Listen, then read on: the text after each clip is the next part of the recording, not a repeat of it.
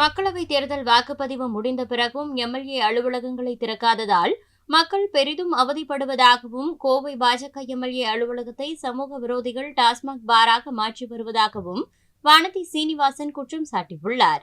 முத்திரைத்தாள் மட்டுமே ஏற்றினாங்க. சொத்து வரி, குடிநீர் வரி, கரண்ட் பில்லு எல்லாம் இந்த அரசாங்கம் உயர்த்தாத ஏதாவது ஒரு ஏரியாவை சொல்லுங்க.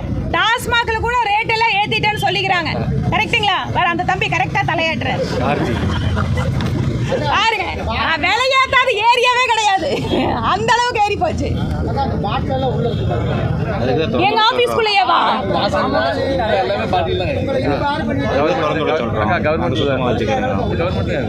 என்ன தம்பி இது?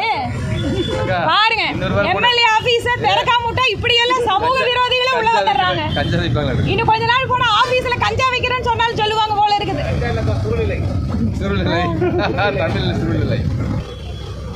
எம்எல்ஏக்களுடைய அலுவலகம் இன்னும் திறக்கப்படாமல் இருப்பது பொதுமக்களுக்கு மிகுந்த சிரமத்தை உருவாக்குகிறது.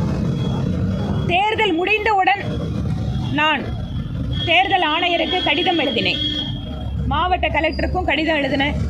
அவங்க கேட்டு சொல்கிறோன்னு சொல்லிட்டு இது வரைக்கும் பதில் சொல்லாமல் இருக்காங்க. தேர்தல் முடிந்து இத்தனை நாட்கள் ஆயும் கூட எம்எல்ஏக்கள் அலுவலகங்கள் எல்லாம் திறக்கப்படாமல் இருப்பது, அதிலும் குறிப்பாக +2 ரிசல்ட் வந்ததுக்கப்புறம் எல்லாரும் காலேஜ் அட்மிஷனு அது தொடர்பான பணிகளுக்கு எல்லாரும் எம்எல்ஏவை தேடி வர்றாங்க. வீடுகள் எல்லாத்துக்குமே ரொம்ப வசதியாக இருக்குன்னு சொல்ல முடியாது எல்லா பொதுமக்கள் பார்க்கறதுக்கு.